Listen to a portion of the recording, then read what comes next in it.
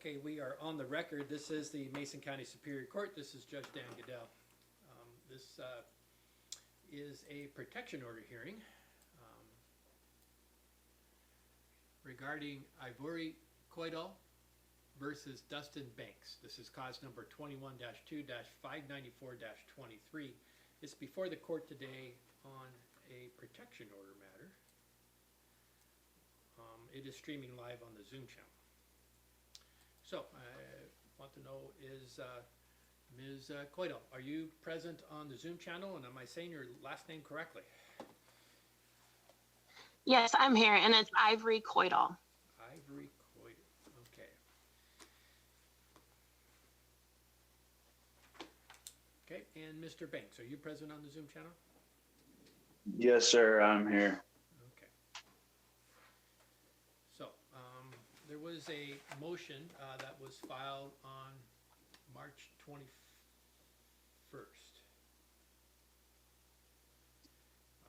Yes, sir. And it was brought by Ms. Coidal, and it indicates that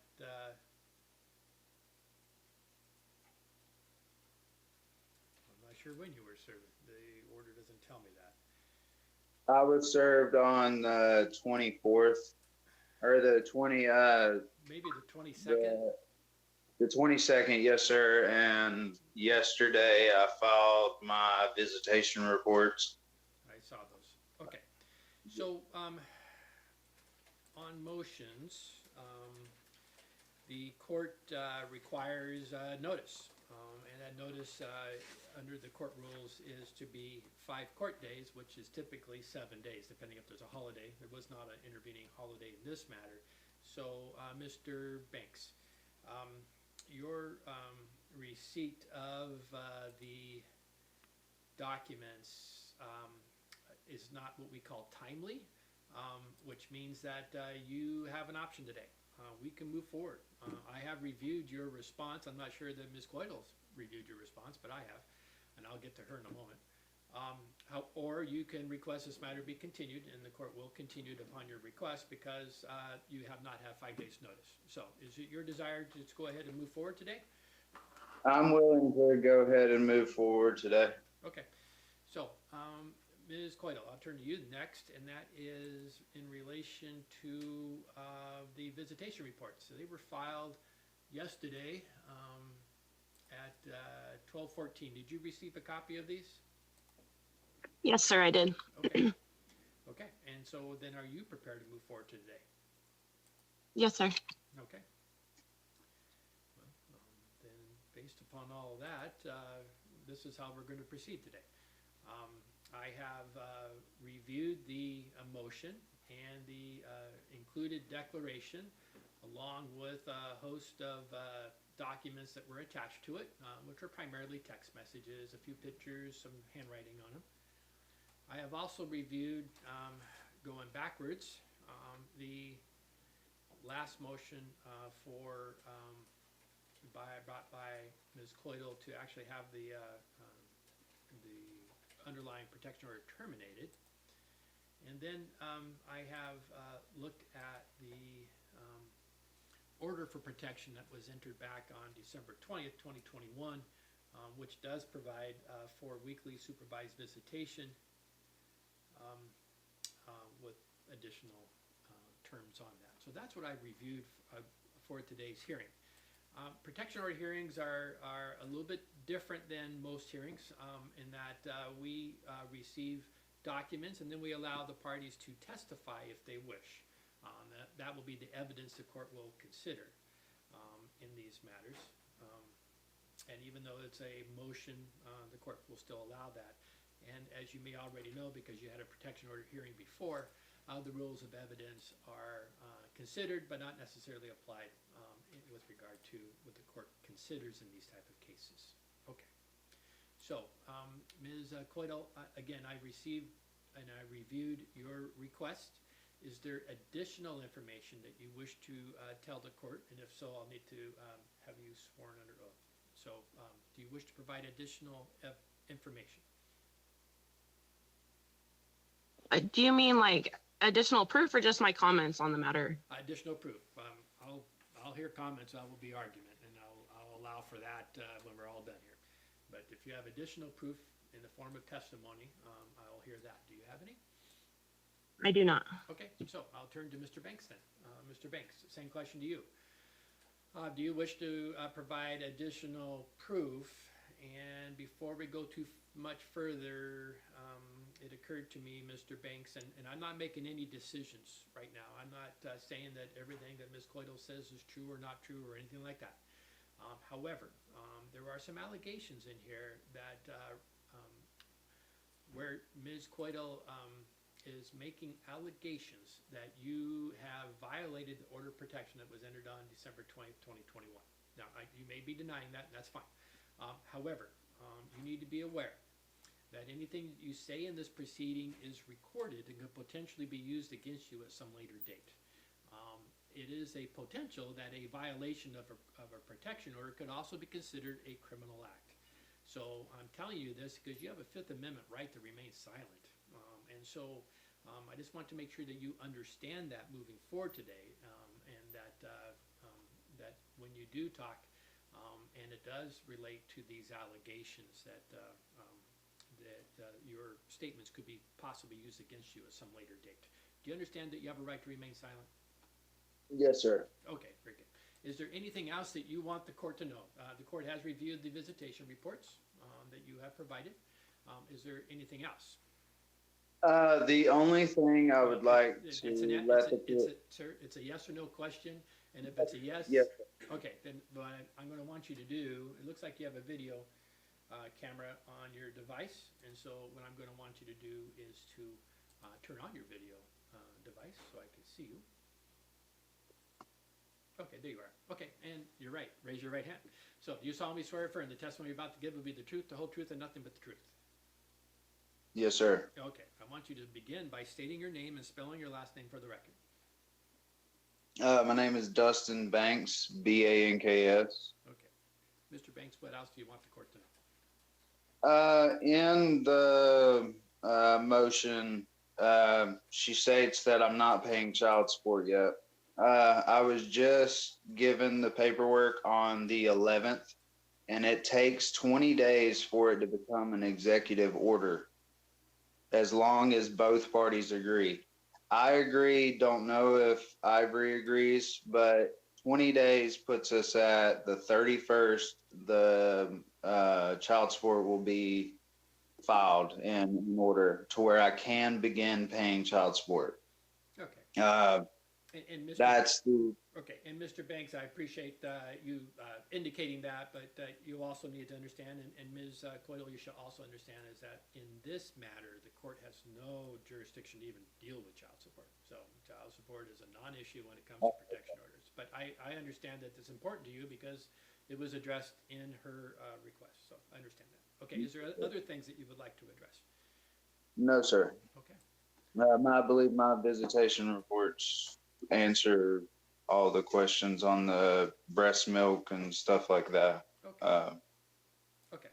So the court's received then all the evidence it is going to consider in this matter, and I'm going to move on to argument. Okay. And so argument means is that if you have a position that you would like the court to understand, you go ahead and argue that position, but I'm not going to take any additional evidence. And I'm going to start talking about things that I don't already have seen. Okay. So Ms. Coydle, you may begin.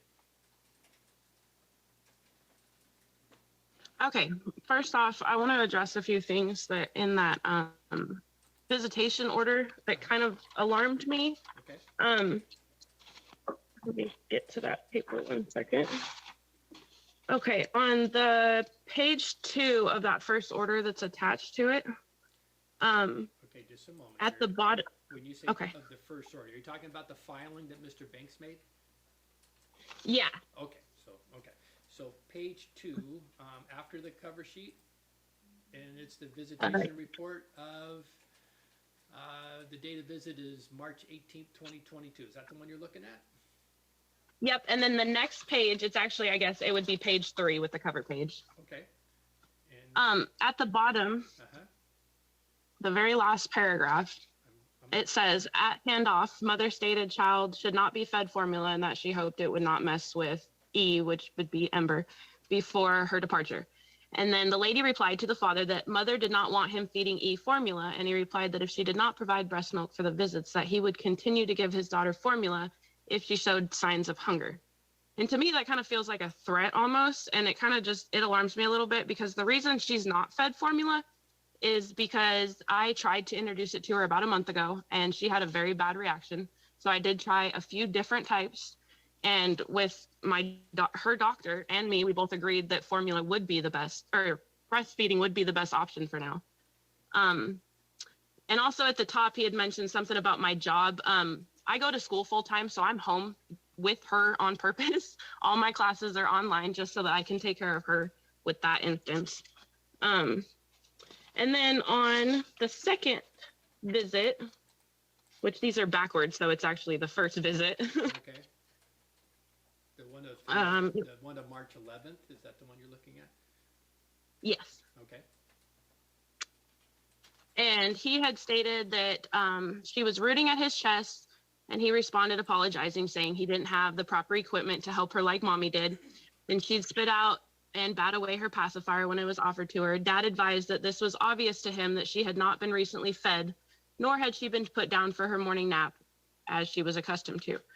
And I don't know if you're aware, I mean, I'm sure you are, but breastfed babies, they root all the time because she's always able to nurse when she's at home. This is why I have introduced the binky to her, so that these meetings would be easier for her. And he is correct about her nap, because she naps from 9 to 12 every morning. And these do interfere with that nap because we have to leave at 10 because we're all the way in Shelton, obviously. So she is going to be more fussier during these meetings. But I did state to the worker that she's fed every 2 to 3 hours. I fed her in the parking lot. I was early every meeting. So there was no reason that she would have needed these accommodations that he just assumed were okay. And she's only had 2 visits with him. So I don't know how he expects these to be just like super peaceful. She's only 4 months old. And then down farther on that page, it's the last actual paragraph of that page. It stated that mom backed out instead of driving straight out of the parking lot. She chose to circle the entire parking lot.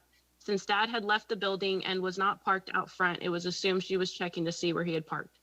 This day, I was actually not driving. My mother was, and she has a big jacked up Chevy truck, and we were not able to pull forward. We had to back out, and the shape of their driveway is a circle. So this really this confuses me, this observation that they had down.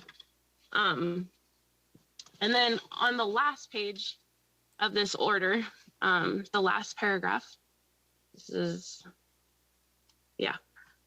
says, during his child's fussiness, dad advised that today was a perfect reason why mom should have provided breast milk. Going forward, they will inquire of mom to drop off the last time she was breastfed her daughter so that it can be noted in the visit report. And this, I respect that they're not demanding that I bring her formula or anything like he is. I will continue to breastfeed her because it's just her stomach cannot handle formula. And yeah, there's more reasons for a baby to be fussy than just to be hungry. So this kind of just alarms me that he's going to do what he's going to do, regardless of what anybody else kind of says. And this is why I'm kind of reaching out for help. I don't know what else to do. I have asked nicely for all of this to stop. That's why I've just kept records of everything. None of it is really about his daughter in like the texts and the calls and all that. It's more just trying to get back with me. And I really just feel like I've been bullied the last couple of months into like trying to drop this order or whatever. And I don't know what to do anymore. I have changed my locks on my house because he has my spare key. I'm afraid. I can't go anywhere. I stay home. My phone won't stop blowing up. I've had to delete social medias because he has stalked me on them continuously, and posting my stuff like I had attached on his TikTok with my kids that aren't his kids. And I don't know what to do anymore, Your Honor. Okay, Mr. Banks, I'll hear your response. In my response to that, it also states in the visitation reports that I have requested her to provide me breast milk in case of Ember becoming hungry. She has refused, stating that it is unnecessary. when a baby wants to eat, they want to eat. No doctor is ever going to tell you that a 3-month-old, 4-month-old baby can eat really too much. If she was to provide me breast milk, I would feed breast milk. But if my daughter is showing signs of hunger, I'm not going to refuse her to be fed. In the picture she is stating that I posted of her, that is in the delivery room of Ember. That is one of them videos where it zooms out and shows the whole picture of her and my daughter. That was just pictures of the day my daughter was born. I'm proud of that. I love my daughter. And it's asked before each visit that Ivory please provide breast milk in case of her being hungry. And Ivory refuses, stating that it is unnecessary. Like she stated, it is an hour drive from Matlock to Lacey, Washington, to where our visitations are. I don't know if she's feeding her in the parking lot, but it's also an hour visit. That means by the time if she doesn't have time to feed my daughter before the visit, that's 2 hours. That's a little over 2 hours that she's waiting, because she does drop her off, it says in the visitation report, about 20 minutes early. And she's liable to become hungry by the last half hour of my visit. I believe as a father, I should have the ability to be able to feed my daughter instead of having to sit there and just rock her around while she screams in hunger. That hurts as a father to sit there and watch. I can't. So yes, I decided to feed her formula. I was not notified of the medical side of it. That was not relayed to the visitation either. I feel that if it was that serious and it had been put to the doctor and the doctor said she didn't need formula, that paperwork would at least been filed with the visitation to be able to show me. Other than that, that's all I have to say. Okay, and any reply, Ms. Coyle? Just that I wasn't aware that I needed to bring a doctor's note. They just asked me as the mother. I mean, she's, with me all the time. And as far as the soothing her, I do feed her, as I said before, in the parking lot before every visit. I have a witness to that. My mother's with me before every visit. Because I want what's best for her too. I don't want her freaking out. And that's why I've done everything possible to make these visits accommodating to him. And I just feel disrespected in that sense. That's all I have to say about that, Your Honor. Ms. Coyle, how frequently does your daughter feed at this point? She eats between every 2 to 3 hours, and then when she sleeps, it's between 4 to 5. She has her routine naps. Like right now, she's asleep. She'll be asleep until 12, and then she's up for about 2 hours, and then she sleeps again for another 2 to 3 hours, and then so on. She sleeps all night. So she's used to going a few hours without eating because she is getting bigger. I mean, she's on the ground now. She's starting to try to crawl. So she just does more than just sitting around now. And the last time he's seen her, that's all she did. And so my concern is just the knowing how to, take care of her in that sense, other than just feeding her, because you can overfeed a baby. And she's a little chunky baby, so she'll always eat, but she doesn't need to eat. Right. And so what do you find works best when she gets fussy like that? Really anything. I mean, I have her swing. She has siblings around her all the time. So I don't know if it's just her not being used to it yet or what it is. It's just new for her. I mean, it's only been 2 times, so she's going to be fussy. She's used to just being with me. Like I said, my schooling's all at home, so I don't leave her. She's never not with her mom. So it's just something new for her. Is it your opinion that expressing breast milk for his use during the visitation is unnecessary? It is my opinion and that is because also the doctor advised me the more she feeds off of a bottle, the less she's going to want to take from my actual breast because it's easier for a baby to get it from a bottle. So I'm just doing really what my doctor says and she's my fourth baby.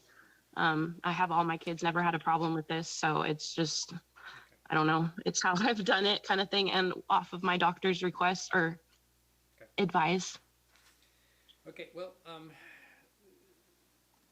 the first concern of the court is the following of the court order itself. I am concerned by the allegations subsequent to the order being entered of attempted contacts. I am also aware, and Ms. Coydle, you might recall, I believe you were in front of me back on January 10th when you requested this order going away. And at that point, I expressed my concern of understanding what it is to be a victim of domestic violence. And my concern remains that when I see a request to terminate these within weeks of them entering, I don't know what's going on emotionally. But I also noted that we have a lot of contact going on purportedly from Mr. Banks. I'm not finding a violation of the protection order today. I don't have enough information to do that. But there is some reaching out going on that is inappropriate, either directly or through third parties. And keep in mind that protection orders preclude contact either directly or through third parties. And I think that might play into this whole notion of people, well-meaning people around Mr. Banks wanting this to go away. That's my first concern. And Mr. Banks, I've already expressed to you my concern about criminal liability for violation of this order. And you got to be careful about it. And I'm not going to go further than that because I'm not making findings that you violated the order today. Second part of this is, Mr. Banks, you've come to a conclusion.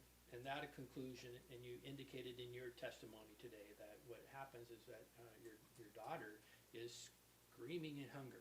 You say, actually, I think the words you use, she screams in hunger. You're making an assumption now that the child is hungry when it's screaming, and that may not be a valid assumption. I will take Ms. Coydle at her word that the 2 visitations she fed your daughter prior to the visitation, and so if she feeds every 2 hours, you should be fine. And there may be reasons for that screaming. And it could be a host of things, unfamiliar surroundings, any number of things, a bad gassy day, who knows.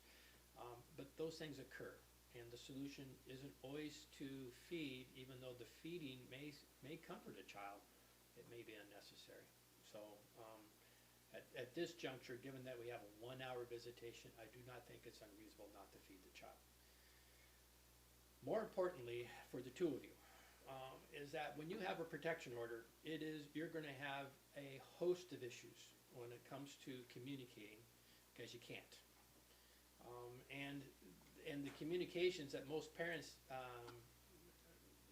use and exchange information talk about these things. Ms. Coydle would tell Mr. Banks normally, these are the reasons why she can't have formula, because she has the following problems. She can't really communicate that right now, except through the visitation supervisor agency, which Ms. Coydle, if there's anything going on, I suggest when you first drop her off that you make those comments, and I did see that you did that the second time around. But really, a protection order court has real limited ability to address too many things in these issues. These are really family law issues, and I'm anticipating the 2 of you were not married, but you can still deal with parenting issues through the parenting process.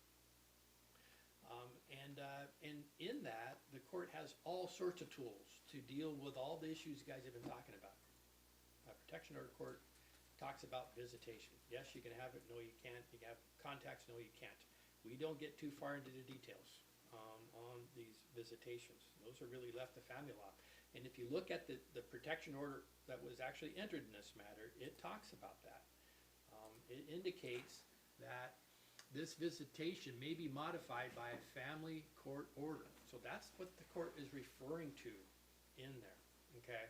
So at this juncture, I'm not modifying anything, okay? I am trying to encourage the parties to not draw conclusions with regard to the child as quickly as it's happening.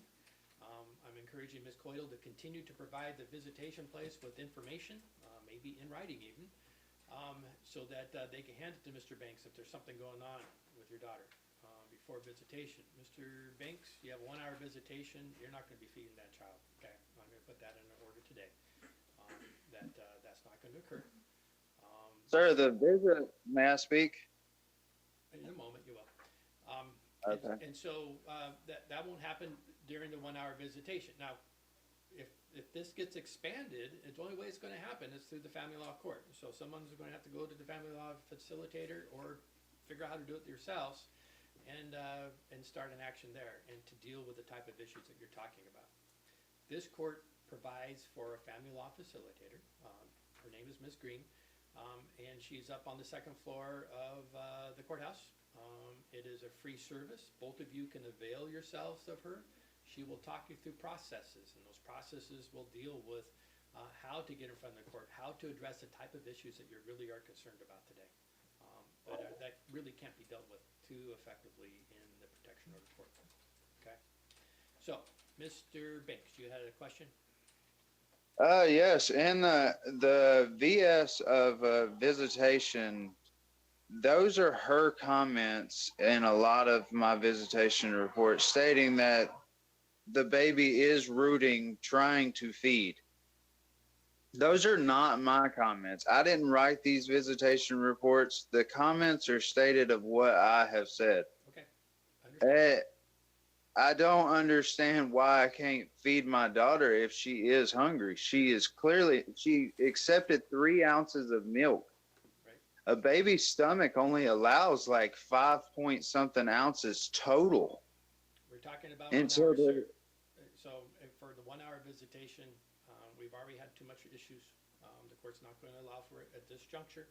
If you need to address these things, Mr. Banks, you can come right before the family law court and you can be a lot more detailed in your request. The court will decide whether a guardian ad litem or a custody investigator will be appointed, and then they will dial into all these type of issues. But right now, what I'm seeing is a 1-hour visitation and a mother who's feeding a child just before you're starting, and a child who's eating every 2 hours. So there may be a comfort of a child to drink milk even when they're not hungry, or formula. But at this juncture, I'm not going to allow for feeding at the visitation, and I am also going to require that Ms. Coydle do feed just before the visitation occurs. That should solve that problem. Okay, so that will be the only order of the court today.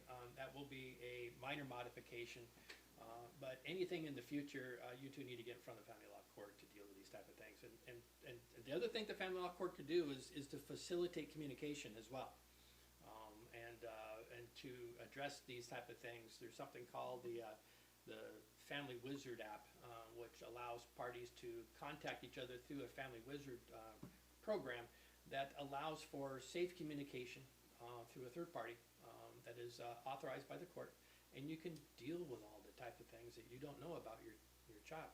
So there may be some things going on with Mr. Banks that Ms. Coyle doesn't know about that she may need to know while the visitations are occurring. So, okay. Can I make a comment, Your Honor? You may. Go Okay, I have filed a proposal for the parenting plan. He's put in a denial for it, so I am in the process. I'm meeting with the facilitator next week. Okay. So I am in the process for all of that. Okay, well, then I'm encouraged by that, because that really is how these things are best dealt with. So, Okay, so, I will, this is a motion. Oh, motion.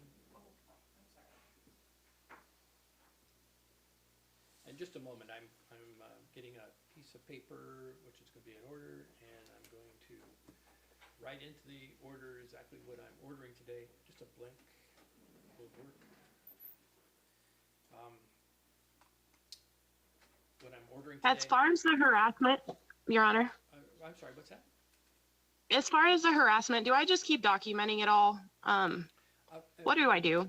Ma'am, I can't advise you. However, anytime a party has what they believe is a violation of a protection order, it could be a law enforcement, a law enforcement issue. So if you wish to contact law enforcement, they could probably better tell you what it is that they would want to do with that. Okay, thank you. And in just a moment, I'm putting together. Officer, you can have those people come in and get set up. Yes, sir.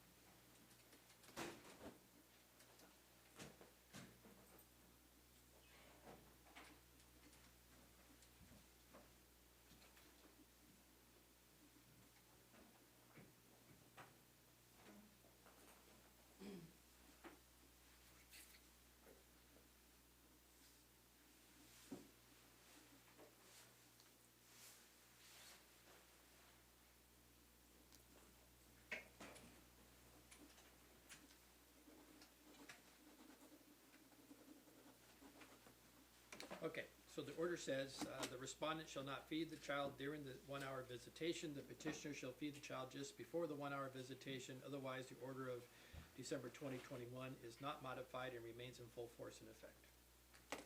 And that will be the conclusion of this hearing. Thank you.